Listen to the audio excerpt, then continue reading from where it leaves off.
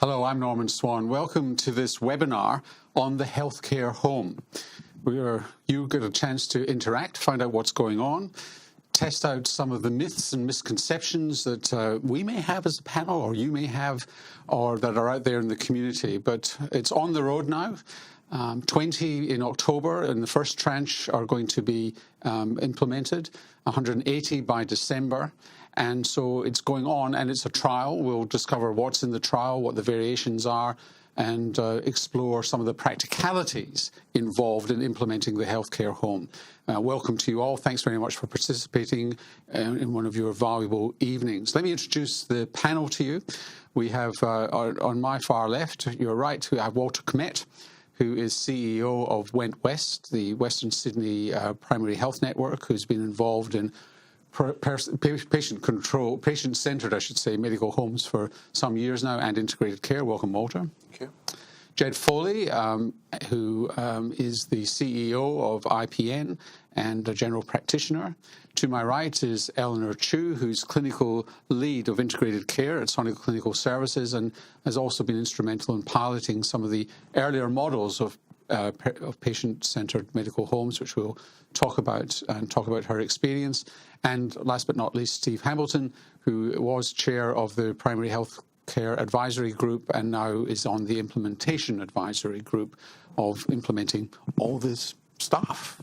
So where did all this come from, Steve? Look, thank you, and I'm pleased to be here tonight just to discuss some more of the details. We were asked by the previous minister to actually examine a model of care for chronic and complex disease in Australia at the acute care primary care interface. It was on the background of the minister having gone out to the profession and talked to them about, what their needs and wants were, and trying to observe the difficulties. So we set up the Primary Healthcare Advisory Group, or the minister did, and brought together a number of different people from different parts of the industry. We had academic GPs, we had jurisdictional representatives, and we even had the leader of the health in New South Wales give up time, someone running a $20 billion operation, to sit on that committee to actually contribute to working out a model of care for chronic and complex disease. We had representatives from the AMA, the college, and we tried to keep everyone informed on the way. We had practice nurses, we had allied health professionals, and we had members. We had Rob Bransby, who represented the private health insurance group, to make so all of the people were represented. We examined models of care that we saw in Australia that were working. We examined models of care from New Zealand, and we looked at pockets of the United States and realised that the patient-centred healthcare home, inverted commas, was a model of care that we were pretty much doing in some places and was getting good outcomes. And I guess our challenge was, how do we make that Australianised? How do we develop a model of care that is implementable? In a fee-for-service transactional system. Absolutely, and we actually looked at that transactional system, and our conclusion in that group was that our fee-for-service transactional environment was actually in conflict with the model of care. Which has to be continuous and multidisciplinary. Absolutely, and so working in teams was impaired by that face-to-face real-time transaction, and we saw that the models of care had longitudinal connection with the patient. They worked in teams, they had good integration, they shared information, and we needed to figure out a way of doing that.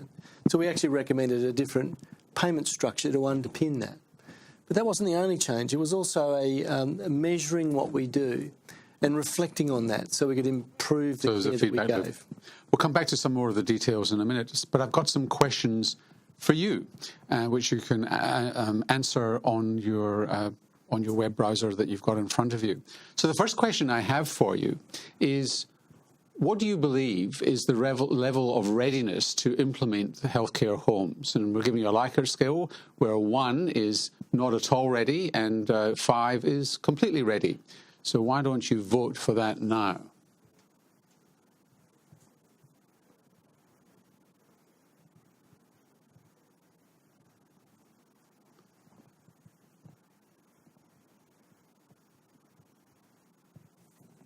So we're not seeing a lot of response. We may have a technical glitch to our questions.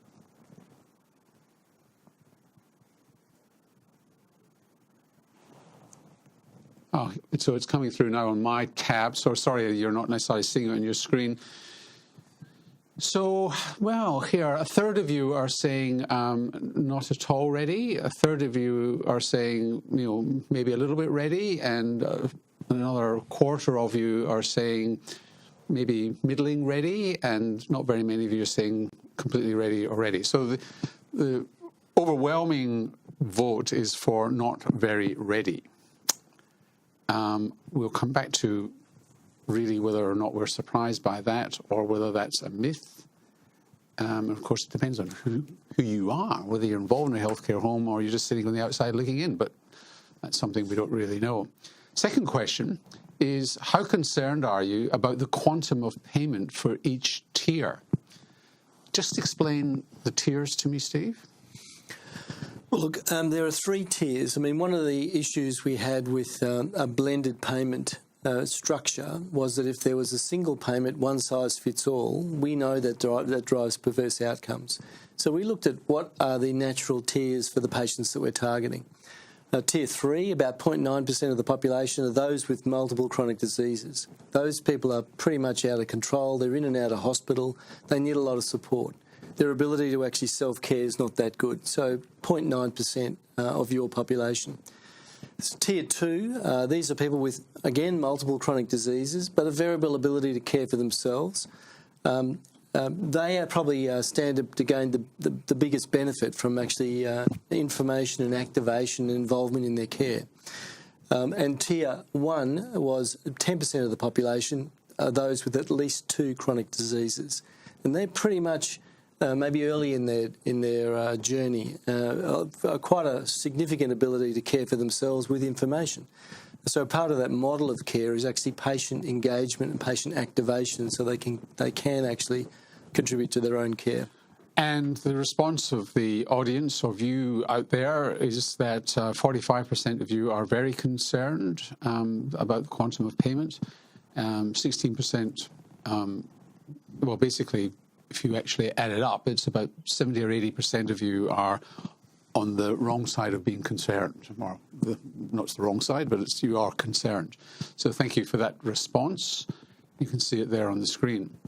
The next question is, the healthcare home model will require GPs and practices to work differently in how they deliver multidisciplinary team-based care. How prepared are you to change how you do things from not at all on 1 to very at 5?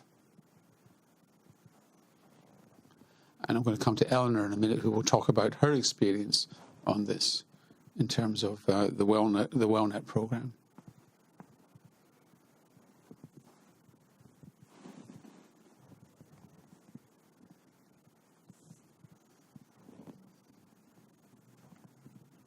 And we just need to wait on those results coming in. This is like, voting night. We just don't have any phone calls coming in from the booths.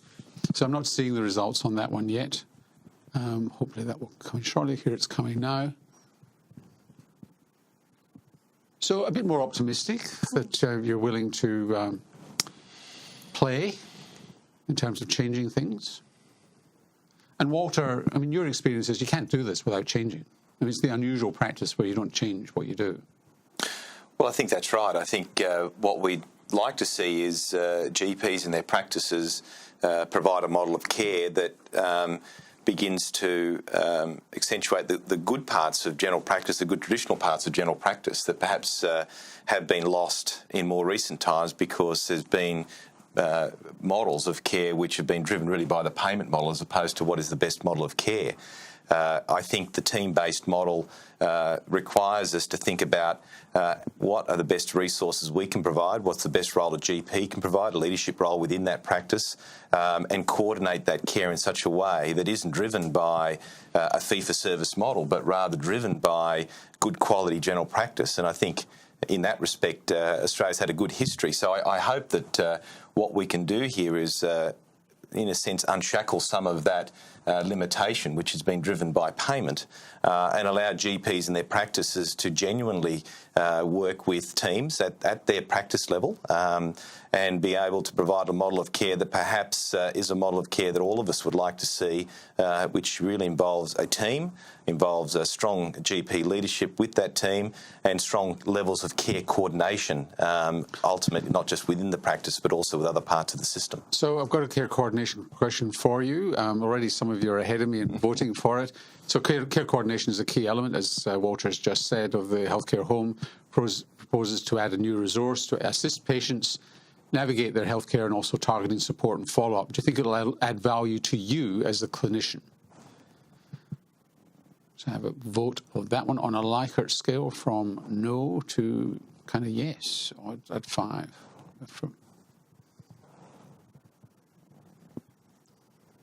And the results I'm getting there is, again, optimistic that it will add value to you as a clinician. Yep. The bias is very much towards that will add value. So the next question is, do you think it'll add value for your patients? Again, from not much, not at all, to yes, very much. If you can vote on that one as well, that would be good.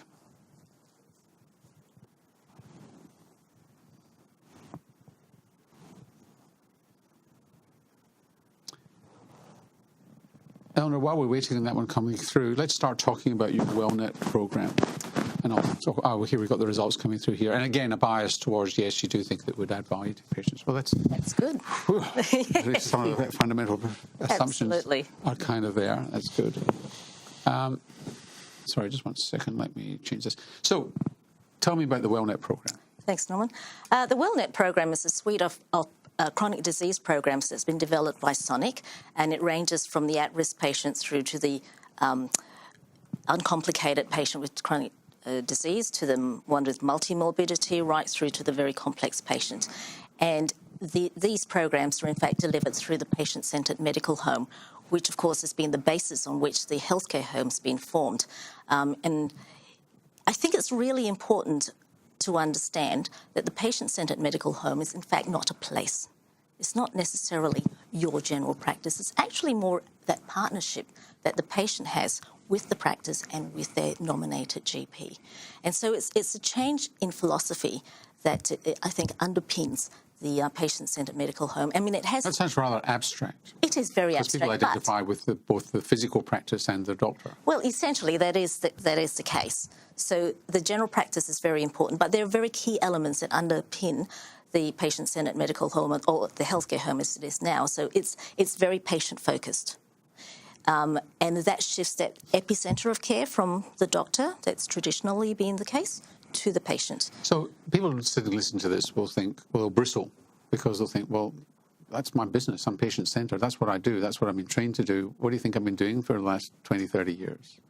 And now you're saying that you're not patient-centred. I mean, what changes when you say you're patient-centred? Tell me about the challenges you went through to actually change that mind shift, and what were you trying to achieve tangibly? Well, what we were trying to do, we delivered this WellNet program, or one component of the WellNet program, through a couple of trial sites in Sydney and in Victoria.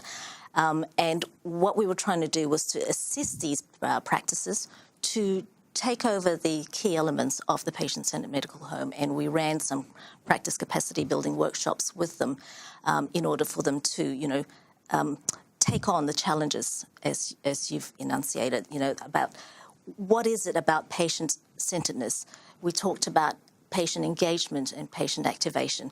You're quite right, it is something that we already do, but there is also a shift towards doing that from a team-based scenario. So it's not just that individual patient-doctor direct face-to-face encounter. It's about wrapping the whole team, the whole practice team, so it's nurses to care coordinators and all the allied health professionals, specialists, whoever else is in the patient's interest, to wrap that care around that patient. So it's a different mindset. So for people watching, and there's going to be many people watching us who are embarking on this journey, tell me what problems you faced and how you solved them. Well, because it's likely to be the same problem for the people watching. I would expect that it would certainly be the same problems. We workshopped the building blocks of the patient-centred medical home with these practices. So we looked at team-based care, what that meant, care coordination, what that meant, multimodal access of care. And I guess the challenges that we did face is that some, as our polls have shown, some GPs are quite ready and willing and are the early adopters, and there are some that are probably not at that point. The other challenge is getting the GPs who are integral to this model of care. We need them to take on that leadership that Walter was talking about and work in partnership with all the other team members. So some of the challenges were about redefining some of the roles and responsibilities within the practice team, and getting that patient from being a passive patient, which is traditionally how we've always worked. The patient's just been a receiver of care, and how we can change that so that the patient's activated and becoming far more active in their own self-management of their chronic disease. Now, Walter, a lot, I mean, you've worked on the patient, you're a hardcore believer in the patient-centred medical home. Went West has been a pioneer in this area along with Sonic.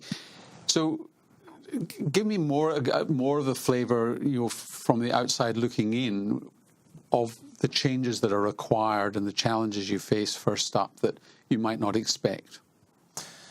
Well, I think almost first and foremost, there needs to be a recognition that leadership is required at the general practice level. And I think if we look at... it's not just going to happen.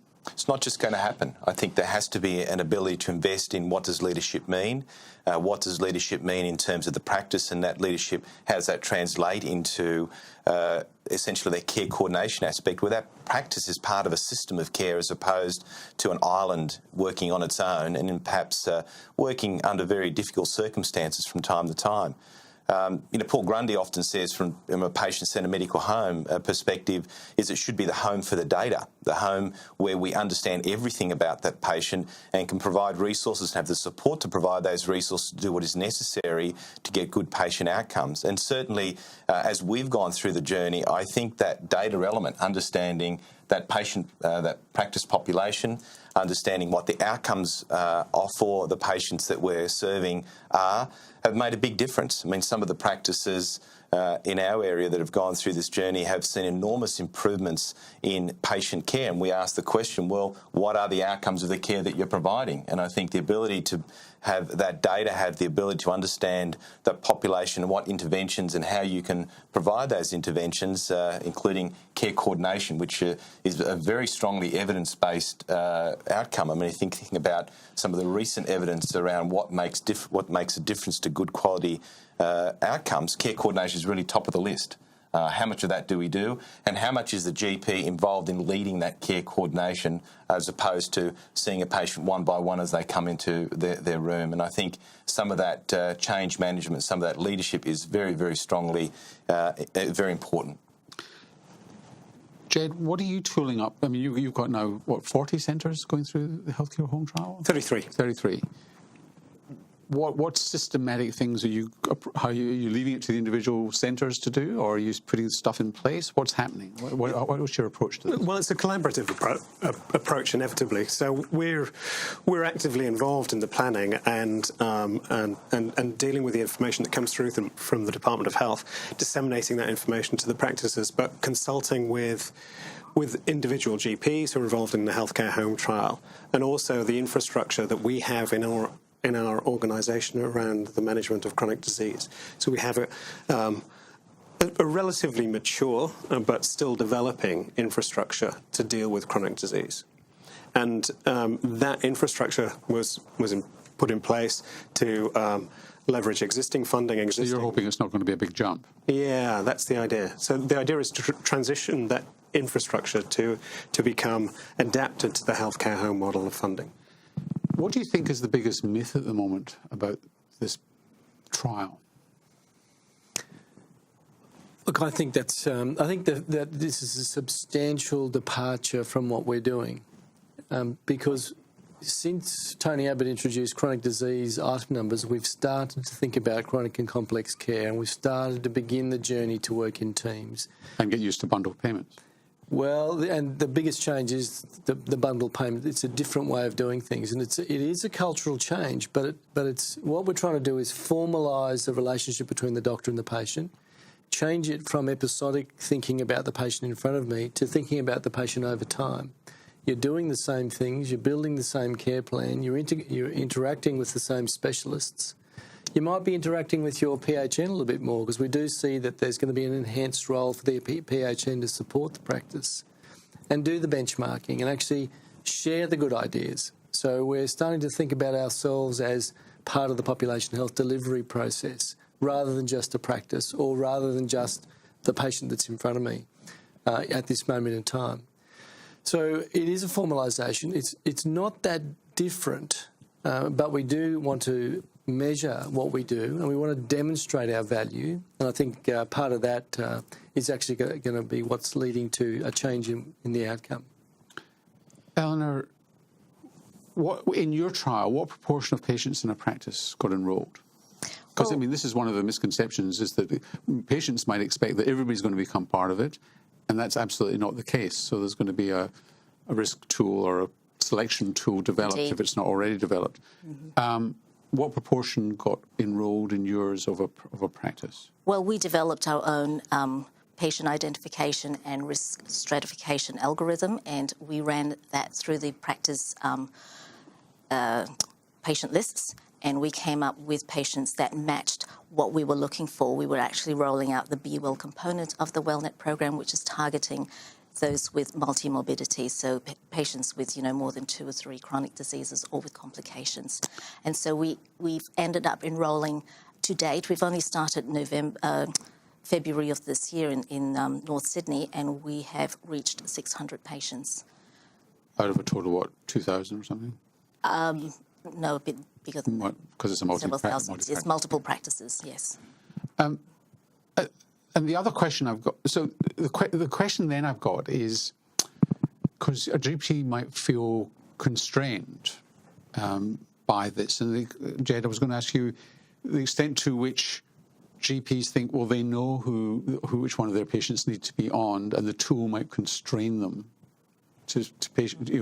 There might be aberrations in the tool if you're taking a cookie cutter approach, whereas they kind of know the patients. This person might not be so complex, but their social circumstances are such that we absolutely have got to give them wraparound, and they might not qualify. Yeah, we've had this conversation with the Department of Health, actually, because we haven't seen the risk stratification tool. We don't know how accurate it's going to be. And we absolutely agree that GPs are often going to be the best. It's going to be impossible to be accurate. It's going to be how flexible it is. And broad.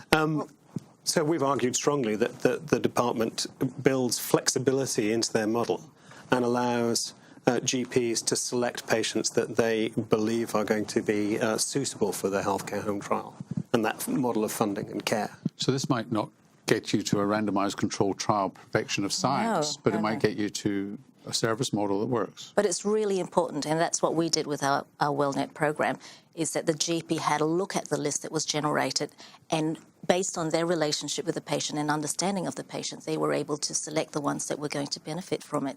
And they were also given the opportunity to just select patients that opportunistically, they identified as being eligible and requiring the care.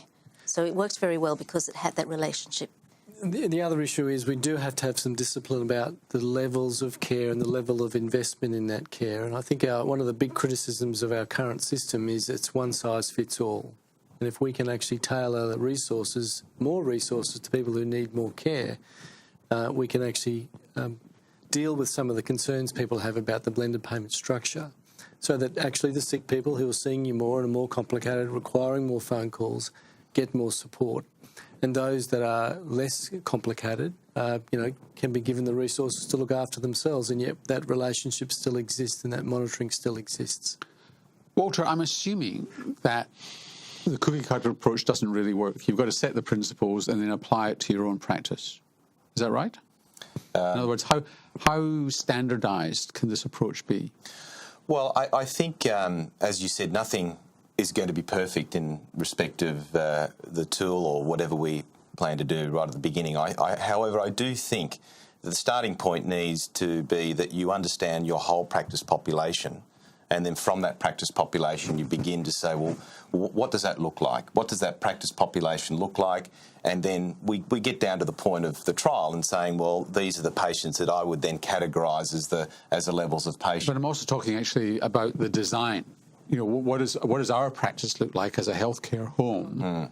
They're not going to look the same, are they? Well, they're not, but they're all going to have patients. They're all going to have patients with needs. And I think the more practices have the capability to understand the needs of those patients and what they look like, the more likely they are to have the interventions that suit them. Now, I can say to you categorically that over the many years we've been working with practices and their data, the more the practices knew about their patients, the more they're able to get better outcomes.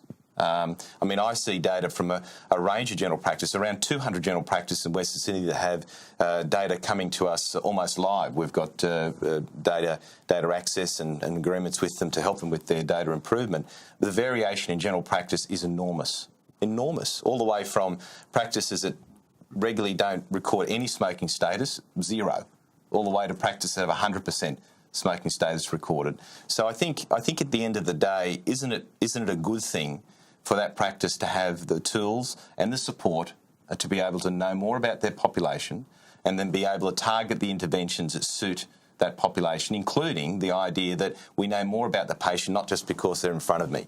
So they're able to say, I know about this patient before they come in, and when they do come in, following that episode, I know very clearly how they're going to track themselves through the system outside the practice. So I think knowing that practice population, knowing the data, and then obviously moving to the point at which you've got the trial and you've got the levels of care and you're investing in those is part of that whole journey, I think. How did you... Sorry, go on, Steve. I was going to say, Walter's just demonstrating the value of the PHN collecting some of that data as well. So not just the practice looking at its own patients, but the region looking at the regional needs. There are different regions all around Australia. There are different resources available in those areas. So once you know what's wrong with the patients, you can say, well, what's our care pathway here for someone with diabetes, or someone with heart failure, or someone with chronic obstructive pulmonary disease, or someone with all three? And, there's no point in trying to allocate resources that don't exist. If you've got a PHN that's doing its job, that's collecting that information, working with the GPs at the front line, we can do resource allocation, we can do service planning, we can do it at a broader level and participate in that population health. But, Jade, that requires a different set of skills in a practice than traditionally has been there, doesn't it? It does. A different organisational setup, if you like. And I think that's one of the key elements to this. I think the other thing, to get back to your previous question about different practices and different circumstances, one of the key elements of this program is innovation. The idea is we don't know what's going to work in every single practice. And although there might be commonalities in the healthcare home between one practice and one region and the next, different things are going to work in different practices. And the ability to innovate and the opportunity to innovate about care pathways and how you deliver that is going to be very important in the implementation of this. What's also going to be important, and is there a structure for this, or Walter or Steve or Eleanor, is spreading the learning. So in other words, you've got 200 practices doing this. There's going to be enormous variation in them. Hopefully you minimise the variation in outcomes. So that's do what you like within the constraints, but you've got to get better outcomes, and that hopefully is where we get to. But each one's going to learn a lot. How do we spread the learning across these 200? Is there a mechanism for that? Well, I think there certainly is mechanisms to do that. Can I just pick up the point about practices having different experiences and we don't know exactly what's going to work in each practice? I think that's right. But we do know the evidence shows that if you do certain things, you will get better outcomes. These are the elements. These are the elements. If you've got clinical leadership, if you've got team-based care, if you've got data-driven improvement, care coordination, if you start working through those things and say, if we've got more of that in the menu of what we're doing at each general practice, we're going to get better outcomes. And the evidence is pretty clear on that. Continuity of care is another one. I mean, that's one that we all know about. better continuity of care, better structured continuity of care gets better outcomes. So I think we need to feed more of those ingredients in. And I think those learnings, we don't have to relearn those things. Good quality general practice is doing that now. It's a question of how we properly support it and properly then ensure that it's part of everything we do as a normal part of the system, as opposed to struggling to trying to get to these things as they really battle against either the fee-for-service or other things. So I think the ingredients are there. It's just how we activate them. And I think that's the starting position. And I think that, practices can learn from other practices about what works. And then I think, as Norman's trying to allude to, there will be practices that perform better. And that's part of the role of the PHN to help practices reflect on their own data and benchmark themselves against other practices that are in the same, that they're dealing with the same sorts of populations. I might just go to a couple of questions that are coming in. And by the way, please ask questions on your tab there on your browser that you've got in front of you. How did you pay? Did you change the way you paid GPs in your trial? No, we weren't a healthcare home, and we certainly weren't doing any of the bundled payments, so our programs were actually structured around the Medicare billing as it stands, using chronic disease item numbers. Right. And did you get pushback on that in terms of not at income? all. No, not at all. We also entered into a pooled funding arrangement where we partnered with the PHN and some private health insurers, and basically that pooled funding Was that the Medibank trial? No, that's not. That's quite different. But that pooled funding actually supported the care coordinators. Right. And another question here, which is one that's been circulating, which is dealing with this issue where if the payment's made to the practice, you're going to incur maybe certain liabilities in paying your GPs, which doesn't occur at the moment with most payment models in general practice. Where are we at with that, Jet? Yeah, that's an enduring question and a very valid question. We've actually, because of the actual mechanism of payment that we've agreed on with the Department of Health, we've avoided any payroll tax implications, and that's what that's about. It's about the payroll tax implications. And? It's sorted, yeah. So the mechanism of funding as such, or the way the payments are directed, is that it avoids that problem. We won't ask too many questions. So it doesn't undermine the business models, the various business models that are out there. And that was a major concern in the setup process. But we've had tax advice, and KPMG's done some extra work. I think IPN's really pushed for a workable solution available to everybody, and that's kind of one thing we don't have to worry about. Yeah, and it's not like we've had a special deal made for IPN. It's the arrangements are there for everyone who's involved in the trial. Walter, we're talking about a patient-centred medical home. 100% of our conversation to now, we've been going for 35 minutes, has been about doctors and practices and not about the patient. I've tried to get you to talk about the patient. So how do you create expectations amongst patients, and how do you set them reasonably? Because the Commonwealth ain't going to pay for everybody to be on it who might want to be, and there is going to be a degree of inflexibility, even though you haven't seen the final tool yet. Well, I hope that in talking about care coordination and talking about team-based care, in talking about understanding patient needs, we are talking about the patient. We're better informed about that patient's needs, and we can better respond to those needs because we've got those things as part of that menu of things that we've got that we're drawing on. I mean, the reality is general practice is varied. It's extremely varied. I can see that from where we are. I can see that from the system. And the government is paying for poor quality general practice as much as it's paying for good quality general practice. It's actually not discerning at all, because fee-for-service doesn't discern. You turn up, you get a fee for that service. You may provide a good service, you may not. I think good quality general practitioners, in terms of the system, would want to know that if they're providing good quality care, they're being properly remunerated for that, and their patients understand that they're getting that good quality care. So over time, it wouldn't be unusual to say, if you're a good quality general practice, you'd want to know that the patients know that as well. There's really no transparency about that at all in the system, and I think realistically, but will there be transparency with the healthcare home? Well, I think in terms of measurement of outcomes, in terms of in the longer term, we may find that this isn't constrained just to what happens in that general practice. You might say the patients that we do a better job with don't go to hospital as often. And that might be one of the transparent elements of that. Some evidence that's happening with the healthcare home models already. It is a big cultural change for the patient too, though. You know, it is about saying to the patient, actually, you don't have to see the doctor every time. We'll take responsibility longitudinally. So if you need a prescription and and that's all you need and you're well, let us know and we'll provide it for you. We might be able to do some of the work that we do over the phone. It may be that the practice nurse will give you an outbound call once a week to see how you're going, or it might be once a month, depending on your level of need.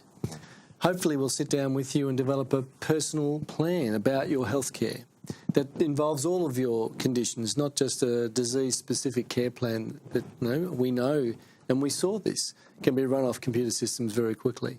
Hopefully the first question you get asked is, what's important to you? And how do we deliver that? So patient-reported outcomes, patient expectations. And we want to know, yes, we want to encourage that. And we certainly want to, it's a partnership. We want to say to the patient, we want you to have a My Health record. I'm going to put a health summary on that record with your permission that other people can see. If you do end up in emergency, your data is available. So what's your answer to, so you're going to be showing off that you're a healthcare home, and a young mother comes in with 3 kids and she's on a pension, and 2 of them have got asthma and 1 of them's got type 1 diabetes, and she says, this is perfect for me. She won't qualify, will she? Why not? Because it's her family that's got chronic complex condition rather than her. The child with the type 1 diabetes, the child with the asthma, Will she qualify, Steve? Well, the first thing is the Medicare item numbers for chronic disease will still exist for those not in the healthcare home. Healthcare home patients will have at least 2 chronic diseases. So if they have 1 chronic disease, you won't qualify. So there's no exclusion of normal Medicare item numbers. Should those individuals qualify, and it is about reducing hospital admissions and helping them with their journey of care, you do want to involve the carer, so the parent does become involved.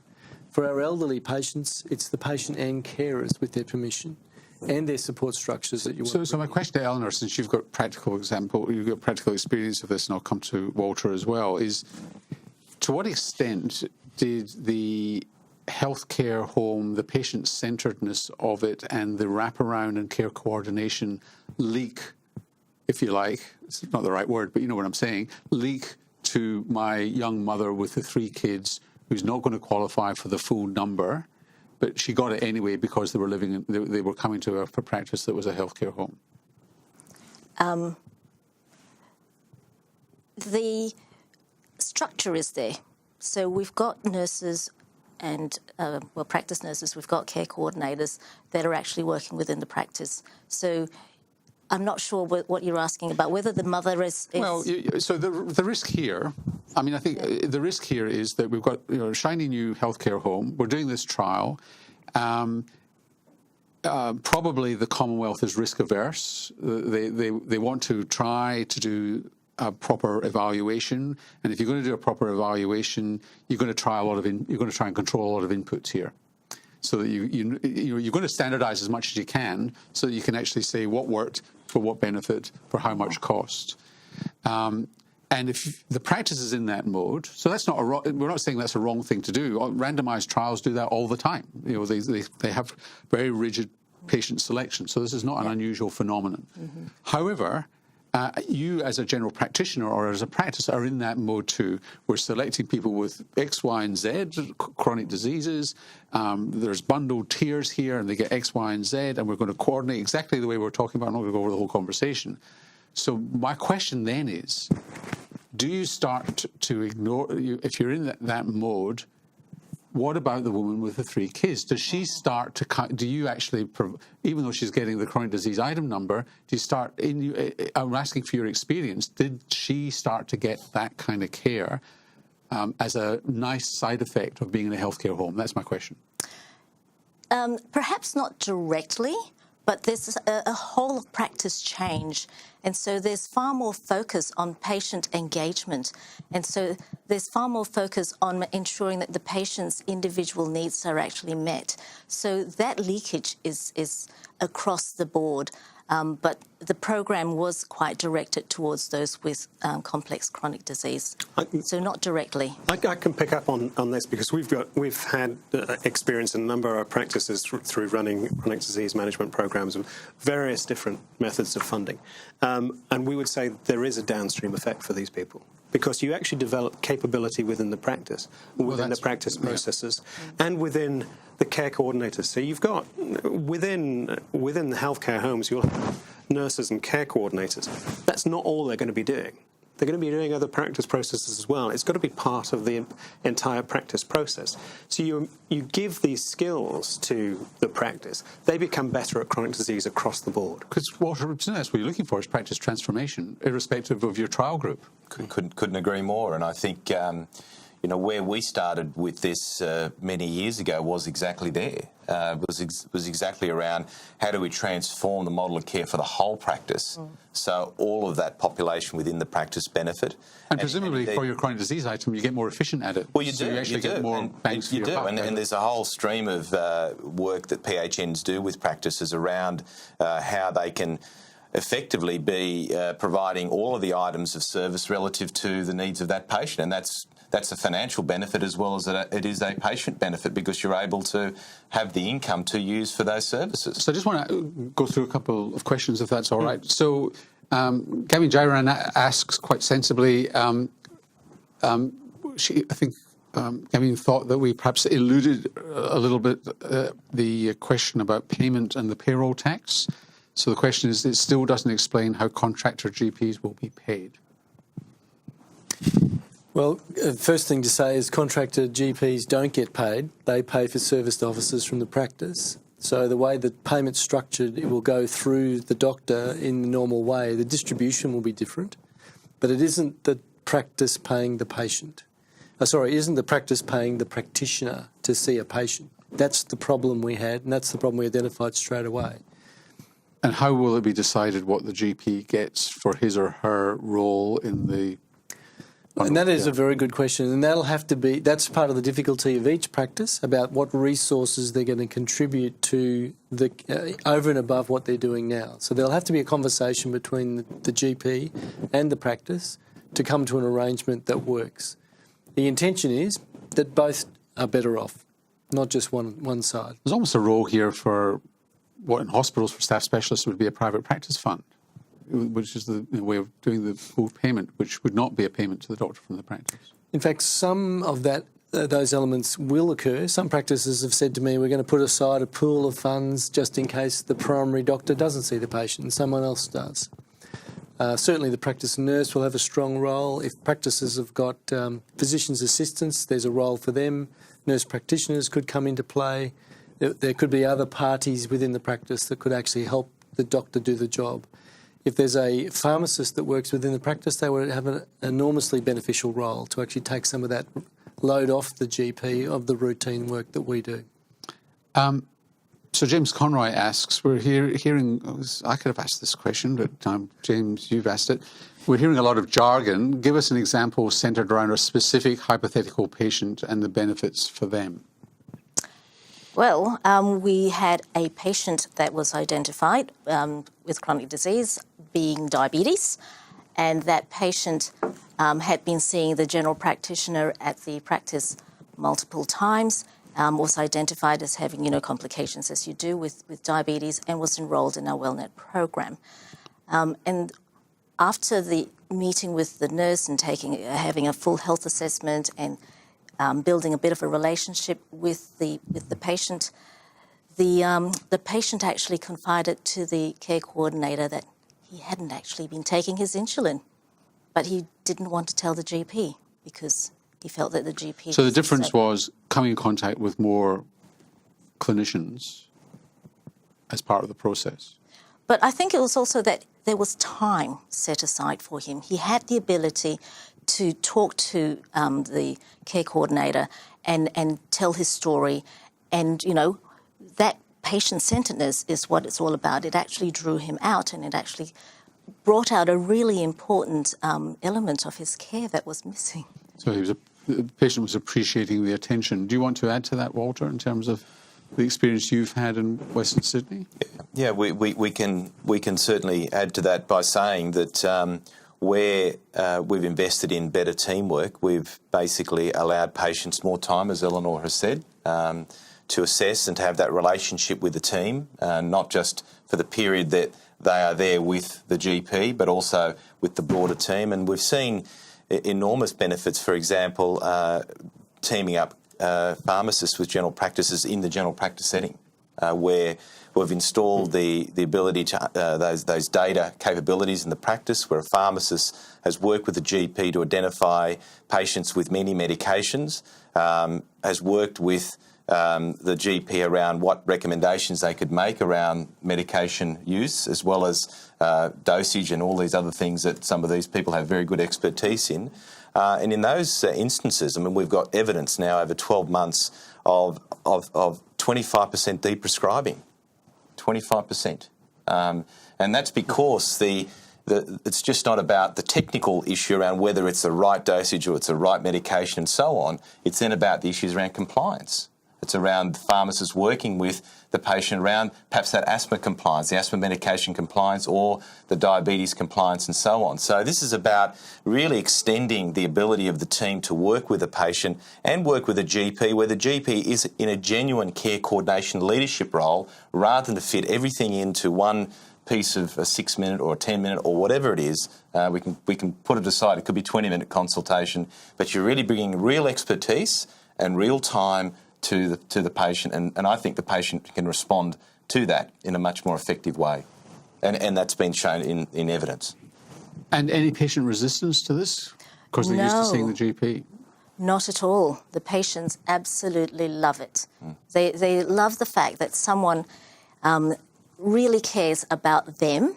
And it's not just someone, it's actually the whole team, because it's not just the care coordinator that has the interface with the patient. The GP is very much involved in leading that care and has that relationship with the patient. And so the patients have taken it on board and really love it, because it's not just, coming in for a care plan. They're actually getting education and, some health coaching. And if we use this diabetic patient as an example, he was teamed up with a diabetic educator, so he had a much better understanding of his condition. He was put into one of those exercise community groups and is just doing absolutely fabulously.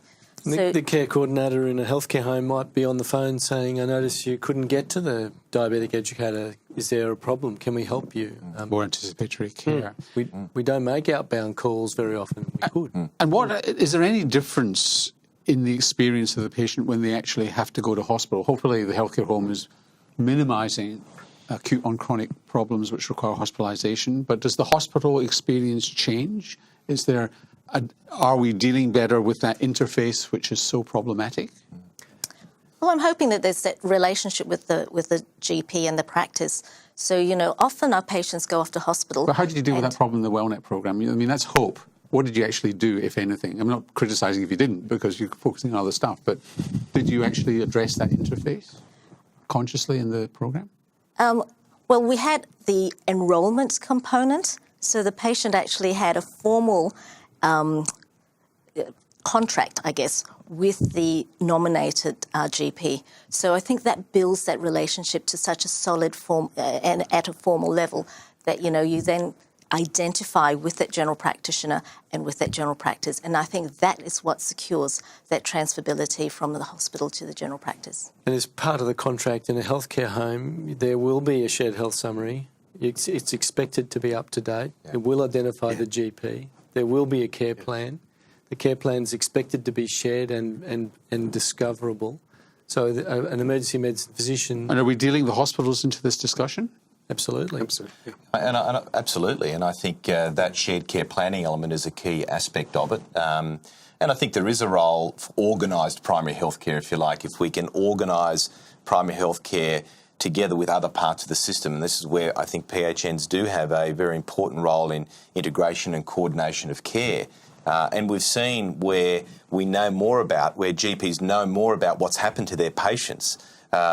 I think they're more able to then be proactive about how they deal with some of those problems. I mean, one of the examples of that has been around diabetes in Western Sydney, where the hospital's been willing to invest specialist care in the community as opposed to specialist care at a clinic in the hospital, where you're referring people out to the hospital, rather bringing the specialists into this community team, to this patient centre medical home team, where there is really not just the care element, the clinical care element, there's also an improvement in the capability and capacity for general practitioners to administer insulin, to be more confident about the dosages and those issues at that level, such that you don't need that patient to go anywhere else. And isn't that a good thing, that the patient doesn't have to go off and find a parking spot at the hospital clinic and so on? Isn't it good that we can do it at that level? And I think that is a role that we have taken as a PHN, and I think PHNs have a responsibility to undertake those kinds of roles. So now some more questions here, and I think you just answered it, Steve. Will the e-health record be compulsory? And the answer is yes. You're going to be enrolled in the trial. Absolutely. You're going to have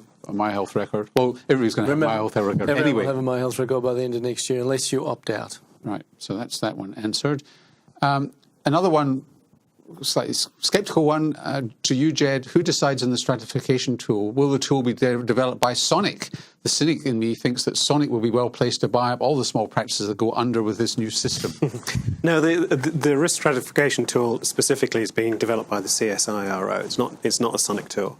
So it's we have nothing to do with the development of the risk stratification tool. For WellNet, we use our own risk stratification tool, but this is being developed by the CSIRO, so we don't have any influence over that. So another good question is this trial the trial of the concept or a trial of implementation? And if successful, will it be forced on all of us in 2 years' time? Not the first time you've heard this question, Steve. It's a trial for everything. When we looked around the world at what's the right model of care, and integrated care is the right model. How do you make that Australianised, and how do you make it scalable is really what the trial is looking at. How hard is this to implement? How much does it cost? Are the tiered payments going to work? Are GPs going to feel better off? Are the patients going to feel better off?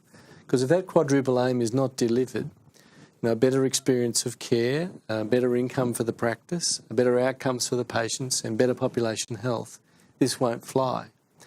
However, if we turn it around, if all those things do fly, it's highly likely that it's going to be this is going to be a model of care where people are going to want to engage in. So it won't be forced on people, actually. It'll be something we will see the benefits of. So you're hoping the market will start to create its own dynamic, as Walter was saying, that your practice is living up to these standards. You market that to the public, and you hope that the public will come. We do, and you've got to think about, if you could project forward healthcare costs with today's model of care, it becomes unaffordable pretty soon. So we need to change something, and we need to actually empower primary care to actually do its bit better. We're not the problem. It's the secondary costs in acute care that we need to deal with. If we invest in primary care, we can make a difference, and this is a way of gathering that investment. It's a way of gathering the data so our clinical leaders can go to government and say, we are doing a good job. Here's the job we're doing. We're de-prescribing by 25%. We're keeping people out of hospital by this percentage. You don't have to build another Westmead, but you need to invest you need to invest in general practice so we can properly do what it was actually trained to do. So there's a rather distressed question here, is we are a trial site and struggling with the payment model, and we're actually looking to pull out over this issue. How can this work? Well, without knowing what the struggle is, can we imagine what the struggle is, Walter? Well, I would encourage, in terms of any practice, to work very closely with the PHN. PHN does have resources. But what problems might people be confronting from your experience and give us some sense of solutions? It's almost like an FAQ. I might ask Eleanor as well. Yeah. Well, I think usually the biggest issue is how do you, and we had a talk about that earlier, how do you ensure that the payment model works within your practice? I mean, if there are a number of GPs in a practice, how does it work amongst those group of GPs relative to the patients that are in the trial and relative to the patients that are not in the trial. And I think some of those struggles need to be worked through. But I think, can I say that what we're trying to do here is not trying to implement a model of care that is a payment model. We're trying to implement the best model of care. So I think whatever the practice comes up with and whatever we can help the practice with, it will be around what's best for patient care as opposed to what's best for the payment model. So if you connect with the PHN, presumably they can put you to a mentoring practice who kind of solve some of the payment problems. Well, I think this is part of the overall learning. I mean, we will have seen as a PHN a number of experiences. We're on a national network. The PHNs are on a national network in terms. I was going to ask what capacity, because you're a very experienced PHN in this area. You've been playing in this for a while. You've got the Northern Sydney LHN, presumably, which is also quite experienced, but not all of the 10 PHNs who are involved in the trial sites are going to have the similar experience. Well, no, but there is a platform of training that's been rolled out that all PHNs have engaged in already. Actually, certainly the initial sites in Western Sydney and South East Melbourne have already engaged in that training. All PHNs will have exactly the same training, exactly the same resourcing. And we'll be on a national network. So if a GP, it's another question that's coming in, if a GP is unhappy with the answers they're getting from the PHN and doesn't feel the PHN's equipped for the answers, and there is going to be variation within the PHNs as well. So I don't know the truth of this, but is there a way around for GPs to go for more? There is. There's whilst the primary point of contact will be for PHNs, the Commonwealth Government, the Department of Health have also set up a helpline in relation to healthcare homes, and that's part of the process of planning and implementation at the moment. And I guess if there's a complaint... But kind of the default thing will be, well, go and talk to your PHN about... Well, not necessarily. I think the Commonwealth, the Department of Health, I can say to you categorically, they're very committed to making sure that PHNs do the right thing and apply those resources in such a way that are effective. If that's not happening, I wouldn't be happy as a PHN CEO, but I guess nor would the Commonwealth. I think the big message is you don't have to solve that problem on your own. That's exactly right. There's going to be help out there. And the second thing I would say to practices is, look, there was a detailed look at the costs of providing the care to patients. So if we start with the premise that they did as good a job they possibly could at looking at what did we spend last year in the model practices, let's add it all up and let's divide it up into the 3 tiers. So you cashed it out in a sense? Cashed it out. It's a 10% investment over what you got last year if you did the same thing. So 10% escalation over what you did last year, and assuming you were giving high-quality care under the Chronic Disease Management Plan? Correct. So this is an investment. So at the end of the day, the practitioner should be better off, the practice should be better off. I know the detail is difficult, but don't feel like you're alone. There is resources. I think a principle in this is if there are good ideas out there, you should shamelessly steal them. That's what we want you to do. And the extent, we're just running out of time, the extent to which individual GPs have to negotiate the payment system within their practice, or they all get together on this? What's the story there? Well, they will have to look at local practice resources and local practice needs. It is going to be a conversation with your practice, and that's a challenge. And I think that's part of the reason that we want to evaluate how did that go. But it's also a conversation with the PHN, because maybe a practice can't afford to have a care coordinator on their own.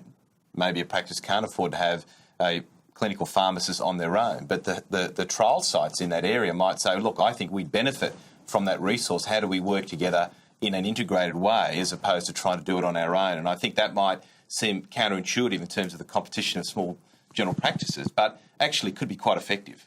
And final question, Steve, what happens at the end of the trial? Well, I think there's going to be an evaluation process. The intention of the Primary Healthcare Advisory Group was this was scalable. So what worked, what didn't work, what worked for patients, we'll analyse that and hopefully we'll distribute that information and make available to everyone. So there is seriously an intention that if this does work, what elements did, how do we scale it for the rest of the country? Steve Hambleton, Eleanor Chu, Jed Foley, Walter Kmet, thank you very much for joining us. Thank you very much for taking part.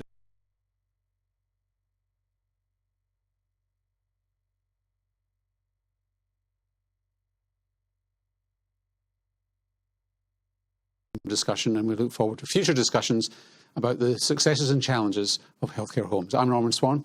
Bye for now.